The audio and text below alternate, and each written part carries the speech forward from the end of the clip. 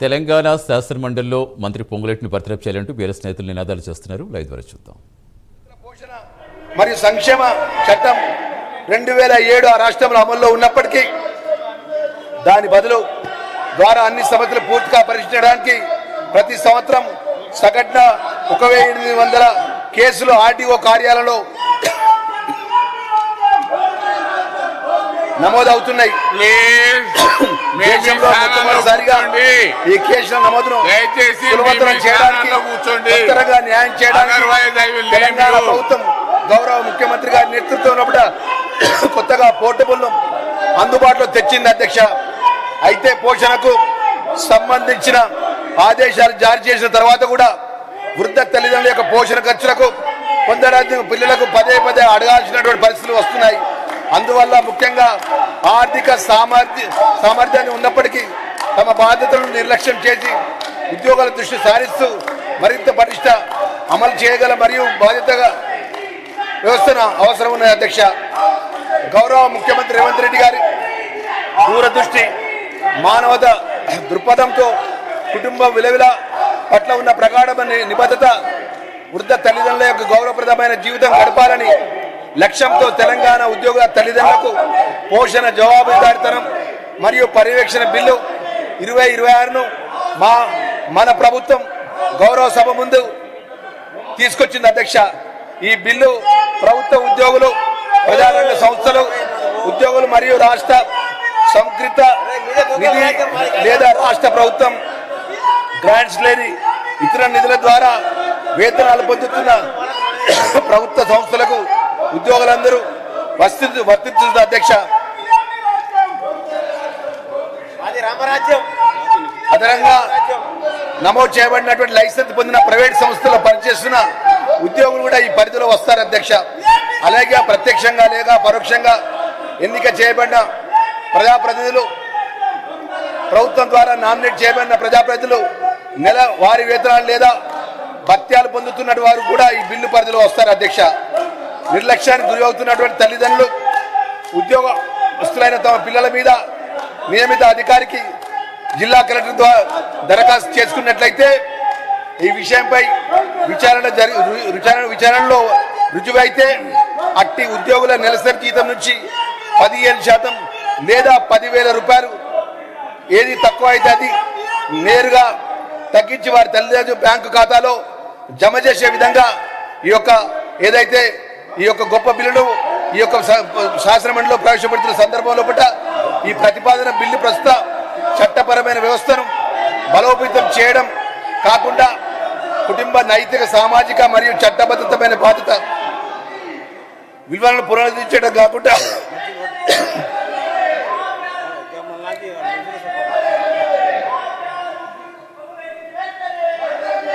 Please చట్టపరమైన కాపాడండి. కుటుంబ నైతిక, సామాజిక మరియు చట్టబద్ధమైనటువంటి బాధ్యత విలువ పునరుద్ధరించడం లక్ష్యంగా కలిగి ఉంది. ఇది వృద్ధ తల్లిదండ్రులకు గౌరవ భద్రత మరియు సంరక్షణతో జీవించేందుకు సహాయపడడం కాకుండా ఉద్యోగం చేస్తున్న పిల్లల సమాజంలో బాధ్యతమైన వ్యక్తులుగా మరియు ఆదర్శప్రాయాలుగా నిలవాలనే లక్ష్యంతో రూపొందించబడింది అధ్యక్ష. తల్లులు మనకు జీవితాన్ని ఇచ్చారు అధ్యక్ష. తల్లిదండ్రులు మనకు జీవితాన్ని ఇచ్చారు. మన భవిష్యత్ కోసం తమ జీవితాన్ని అంకితం చేశారు. మరి అంకితం అలాంటి తల్లిదండ్రుల వృద్ధాప్యంలో ఒంటరిగా ఉండకూడదని గౌరవ ముఖ్యమంత్రి గారి సంకల్పం. ఇబ్బందులు పడకూడదు, వారు గౌరవంగా ఈ సమాజంలో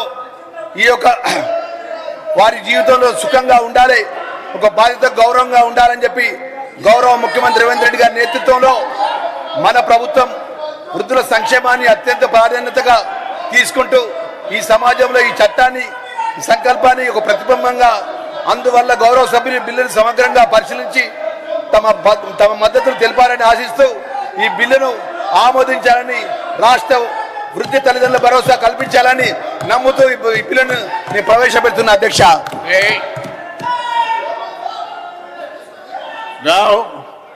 అద్దంకి దయాకర్ గారు, now discussion consideration of the bill. Addanki Dayakar గారు మాట్లాడండి. అధ్యక్ష, ఈరోజు కన్న తల్లిదండ్రులకు సంబంధించిన అంశంలో ఏ విధంగా పిల్లలు బాధ్యతగా ఉండాలనే ఆలోచనతోని గౌరవ ముఖ్యమంత్రి గారు, గౌరవ మంత్రి గారు లక్ష్మణ్ గారు ఈ సామాజిక బాధ్యతగా ఈ బిల్లును ఏర్పాటు చేసినట్టుగా నేను భావిస్తున్నా. మీరు పెద్దల సభ, మీరు బిహేవ్ చేయండి పద్ధతి. ఇలాంటి మీరు పద్ధతి బిహేవ్ చేయండి. కూడా గత ప్రభుత్వాలు ఎప్పుడూ ఆలోచించలేదు అధ్యక్ష.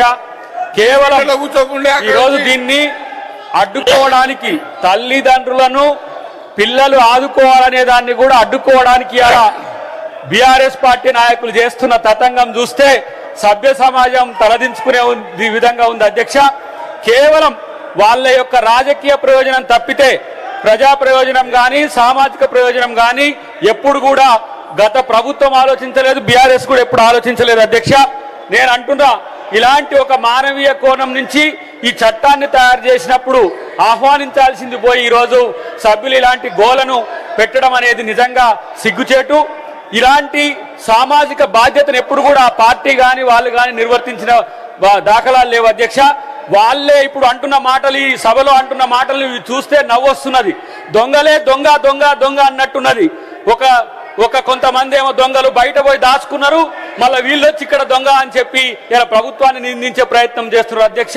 ఈ బిల్లు ఏదైతే ఉందో ఈ బిల్లును మానవీయ కోణం నుంచి అనే అంశాన్ని ఒక చర్చ అయితే అసలు బాధ్యత ఉన్న సభ్యులుగా వాళ్ళు మాకు కనిపిస్తలేరు అధ్యక్ష. బాధ్యత ఉంటే ఇలాంటి నిరసనలు చెప్పే ప్రయత్నం చేయరు అధ్యక్ష. కేవలం ముందు సార్ అయిపోయింది సార్. అయిపోయిందా? లేదు సార్, కాలేదు సార్. ఇంకా కంప్లీట్ ముందు ప్రీ ప్లానెడ్ గా వాళ్ళు గొడవ చేయాలనే ఉద్దేశంతో వచ్చింది తప్పితే మన సభలో జరిగే అంశాల పట్ల వాళ్ళు కనీస బాధ్యత కూడా ఉండే పరిస్థితి లేదు అధ్యక్ష. ఈ రోజు బీఆర్ఎస్ పార్టీ నాయకులు చేస్తున్న అంశాన్ని 2 తెలుగు రాష్ట్రాలు కూడా చూస్తున్నాయి. ఏ రాష్ట్రంలోనే ఒక చట్టాన్ని ఇలా బాధ్యతగా ఇలా ముఖ్యమంత్రి గారు కేబినెట్ తీసుకొస్తే దాన్ని ఏమంటాము నిర్లక్ష్యం చేయడమే కాకుండా తల్లిదండ్రుల పట్ల వాళ్లకు ఎలాంటి ప్రేమ లేదని నిరూపించిన ఈ చరిత్ర మనకు కనబడుతుంది అధ్యక్ష. ఒకవేళ వాళ్ళు నిరసన చెప్పాలనుకుంటే ఈ బిల్ పాస్ అయిన తర్వాత వాళ్ళు నిరసన చెప్పుకునే అవకాశం ఉంది అధ్యక్ష.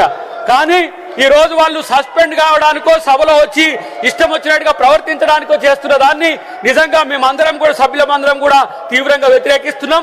ఒకవేళ కనుక వాళ్ళు గొడవ చేసే పరిస్థితి ఉంటే వాళ్ళను మీరు సస్పెండ్ చేయడానికి కూడా వెనకడగదని చెప్పి నేను తెలియజేస్తున్నా అధ్యక్ష. కేవలం ఒక ఇల్లు ఇంటెన్షన్ తోనే ఈ సభలో ఇలాంటి చర్చను జరగకుండా ఉంచడానికే, ప్రభుత్వానికి వచ్చే మంచి పేరును రాకుండా చేయడానికే ఈ సభ్యులు ఇలాంటి ప్రయత్నం చేస్తున్నారని నాకు అనిపిస్తుంది అధ్యక్ష.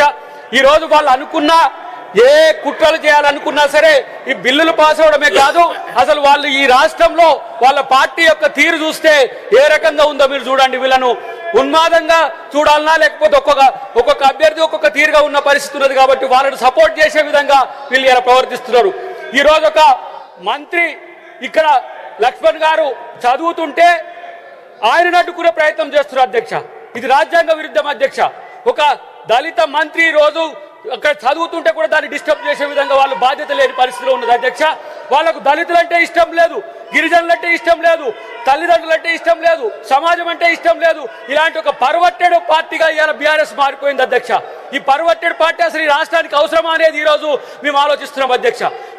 వీళ్ళు తెలంగాణ తెచ్చామని చెప్పుకునే వీళ్ళు ఇలా తెలంగాణ సమాజం పట్ల ఏ బాధ్యత ఉందని చెప్పి ఈరోజు చెప్పుకుంటారు అధ్యక్ష.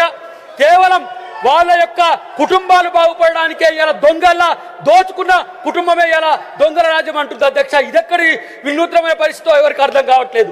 కేవలం మేము ఒక 10 మంది ఉన్నాం, అసెంబ్లీలో అదో ఇదో హల్చల్ చేస్తాం, అది వార్త అవుతుందని చెప్పి ఒక చీప్ టాక్టిక్స్ తో ఇలా బీఆర్ఎస్ పార్టీ తన ప్రతిష్టను దిగదార్చుకుంటున్న పరిస్థితి అధ్యక్ష.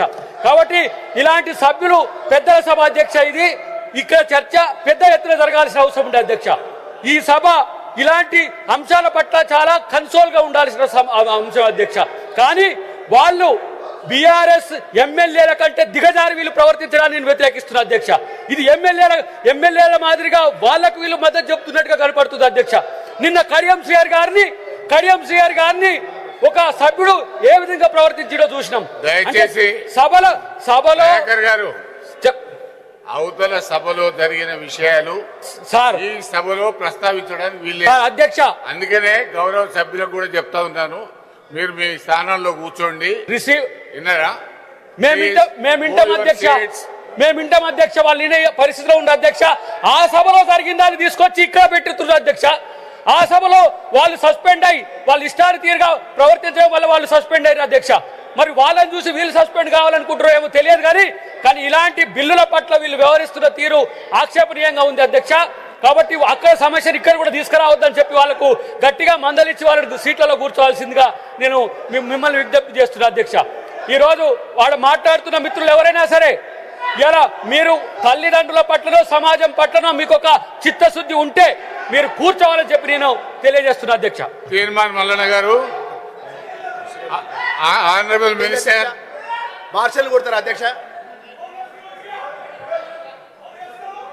మీరు పోచంపల్లి శ్రీనివాసరెడ్డి గారు, తాత మధు గారు, నవీన్ కుమార్ రెడ్డి గారు, తక్కేలపల్లి రవీంద్రరావు గారు, మీరు దయచేసి ఈ పెద్దల సభలో సభ్యులు మీరు వాళ్ళ మీద పోతే వాళ్ళ ప్రొటెక్షన్ వాళ్ళు చూసుకుంటారు. కాబట్టి దయచేసి మీరు పెద్ద మనుషుల్లాగా బిహేవ్ చేయండి. మీరు పెద్ద మనుషుల్లాగా బిహేవ్ చేయండి. ప్లీజ్ ప్లీజ్ ప్లీజ్. తీర్మాన్ మల్లన్న గారు. అధ్యక్ష, ఇవాళ ఒక చారిత్రాత్మకమైనటువంటి బిల్లు ఈ సభలో చర్చకు వచ్చినందుకు, ఈ చర్చలో పాలు పంచుకునేటువంటి అవకాశాన్ని నాకు ఇచ్చినందుకు తమరికి వినయపూర్వకంగా ధన్యవాదాలు తెలియజేస్తున్నా అధ్యక్ష. అధ్యక్ష, మీరు అరిస్తే నాకు వద్దుపోతుందా ఈడ? అధ్యక్ష, ఇక్కడ ఈ బిల్లు విషయంలో అధ్యక్ష చాలా అద్భుతమైనటువంటి నిర్ణయం రాష్ట్ర ప్రభుత్వం చేసింది. రాష్ట్ర ప్రభుత్వానికి నేను కృతజ్ఞతలు తెలియజేస్తా ఉన్నా అధ్యక్ష. ఈ బిల్లు చాలా గొప్ప బిల్లు తీసుకొచ్చినారు. తల్లిదండ్రుల విషయంలో బాధ్యత కలిగినటువంటి ఉద్యోగస్తులుగా ఉండాలని చెప్పి ఈ బిల్లులో చాలా అంశాలు తీసుకొచ్చినారు అధ్యక్ష. చాలా మంచి విషయం అధ్యక్ష. అట్లాగే నా తరఫున కూడా 1-2 సూచనలు చేయాలనుకుంటున్నాను అధ్యక్ష ఈ బిల్లుకు. అధ్యక్ష, ఇక్కడ తల్లిదండ్రులు ఉన్న పిల్లల అంశం వచ్చింది, కానీ మరి తల్లిదండ్రులకు పిల్లలు లేనటువంటి వాళ్ళ పరిస్థితి కూడా ఈ రాష్ట్ర ప్రభుత్వం ఆలోచిస్తే బాగుండేది. ఎందుకంటే చాలామంది పిల్లలు కానీ వాళ్ళు ఉన్నారు సార్, తల్లిదండ్రులు. వాళ్ళు మరి వాళ్ళ పరిస్థితి ఏందనేది కూడా మన రాష్ట్ర ప్రభుత్వం ఒకసారి ఆలోచన చేస్తే బాగుండేది. అలాగే సార్ ఈ చట్టం గతంలో కూడా అస్సాంలో ప్రణామ్ అనేటువంటి చట్టం పేరుతో అప్పటి కాంగ్రెస్ పార్టీ, భారతీయ జనతా పార్టీ ప్రభుత్వం ఈ 2017లో తీసుకొచ్చింది సార్. ఈ చట్టాన్ని తీసుకొచ్చినటువంటి సందర్భంలో కూడా అక్కడ ఒక సీరియస్ డిస్కషన్ జరిగింది. దాంట్లో అప్పుడున్నటువంటి విపక్షాలు కూడా కొన్ని అంశాలు లేవనెత్తినాయి సార్. అదేంటంటే సార్, ఇక్కడ